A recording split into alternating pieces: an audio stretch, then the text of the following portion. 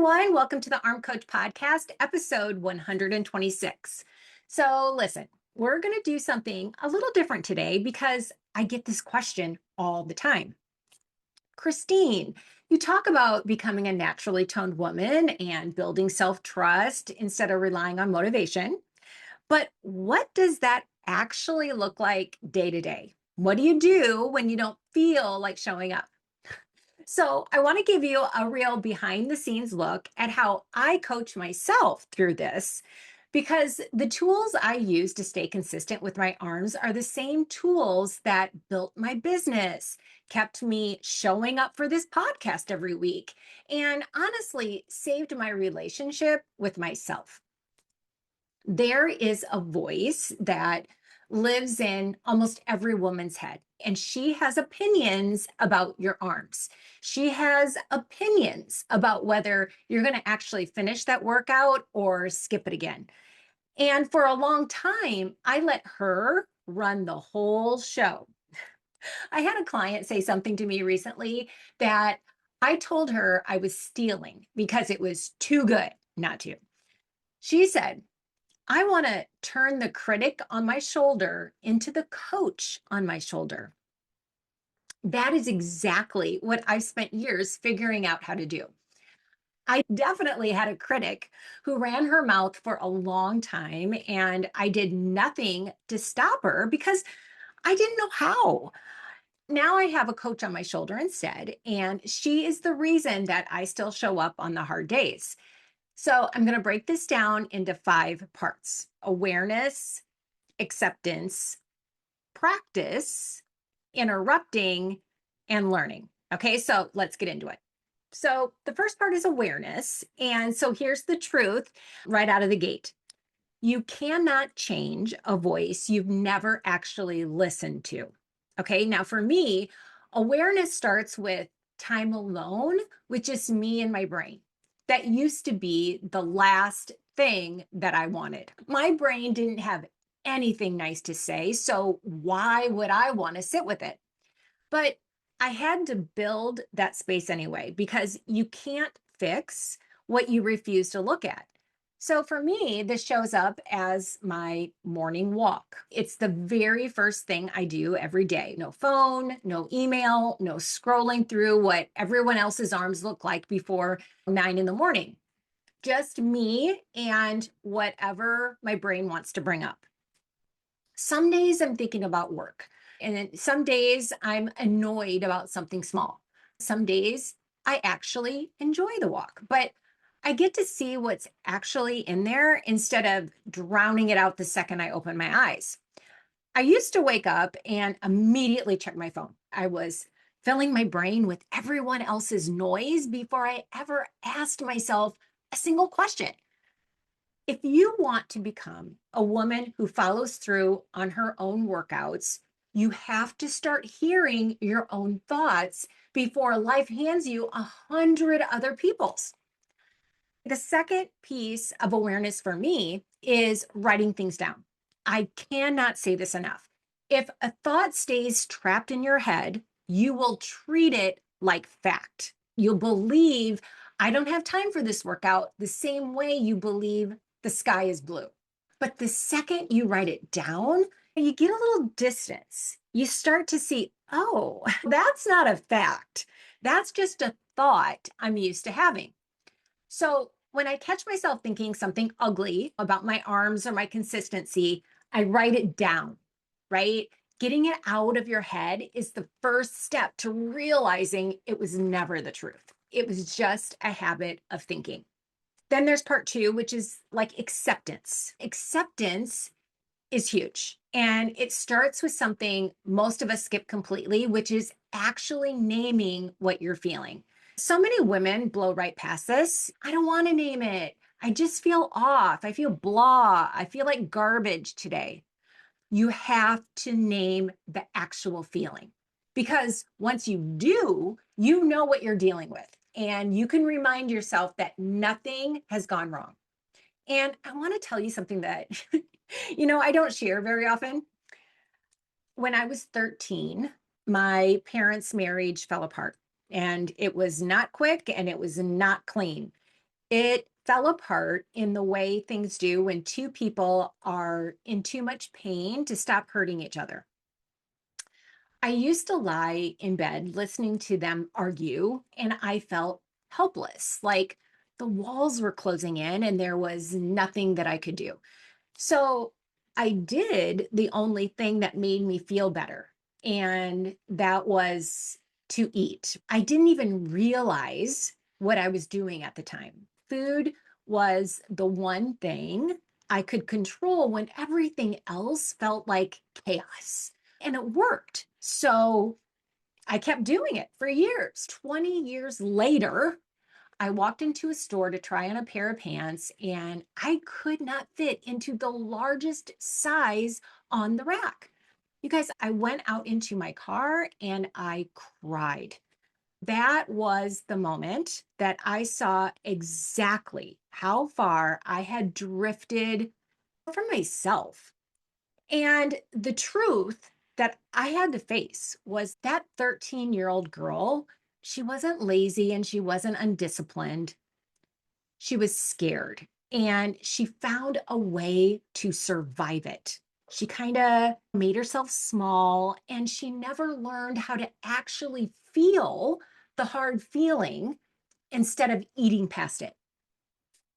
If I had just let myself name it back then, and if I had just said out loud, I'm scared and I'm sad and nothing's gone wrong with me, I might have saved myself 2 decades of starting over every Monday.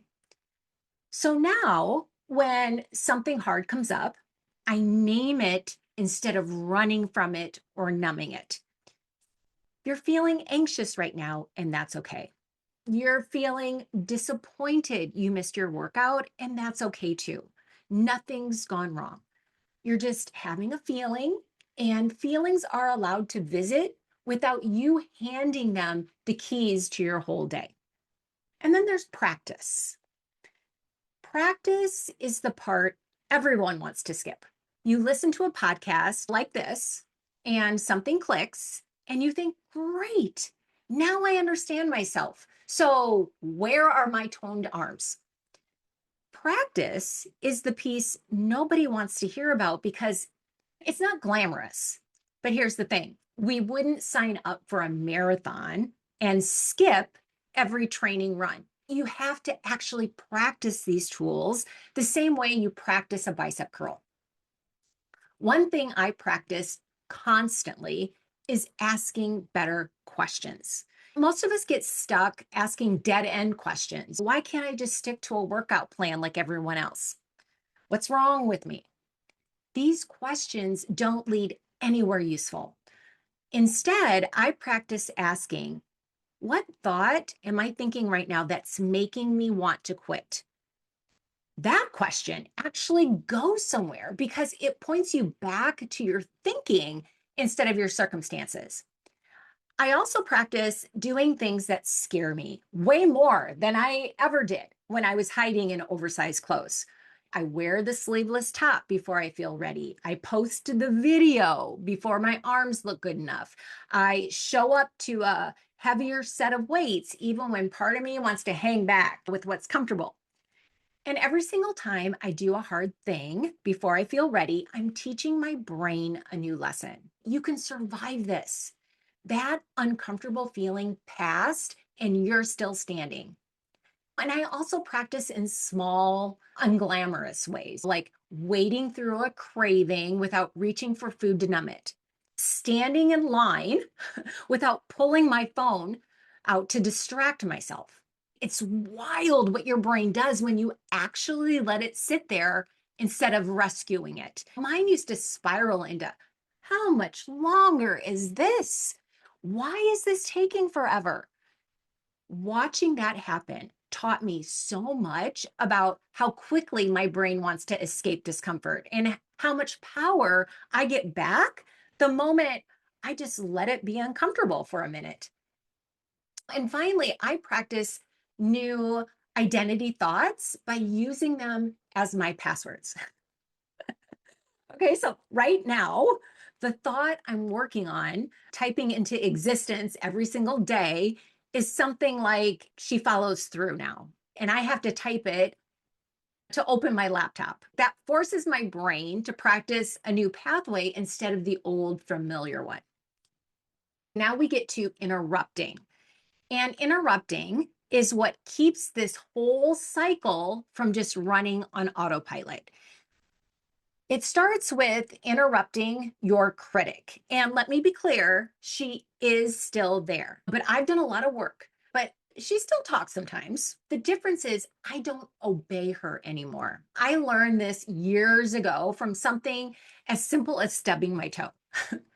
I remember that reading that what you think in that split second decides how much it actually hurts emotionally, not just physically.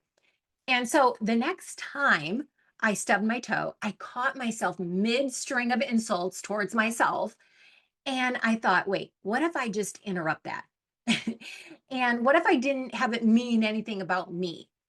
It was shocking how much lighter that felt because it turns out most of the pain that we carry isn't the event itself, it's everything we pile on top of it in our own head.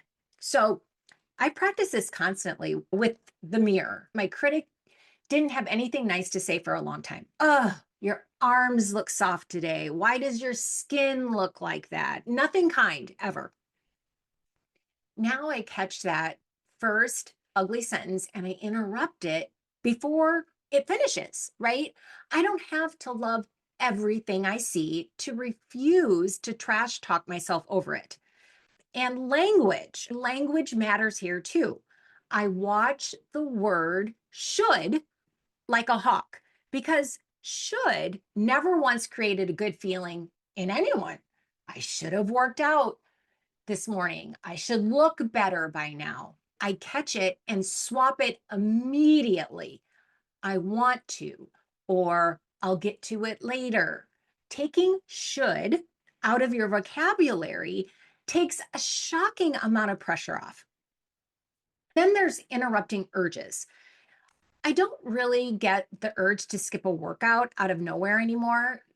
That took real practice, but I still get urges, plenty of them, mostly around stress eating and mostly around distracting myself instead of doing the hard, uncomfortable thing in front of me.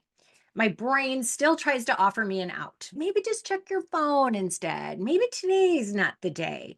And the work now is catching that urge, naming it, and choosing anyway. That's the whole game, not the absence of urges, the interruption of them. And then part 5 is learning. Now, so the last piece is understanding that this entire process is about learning, not judging.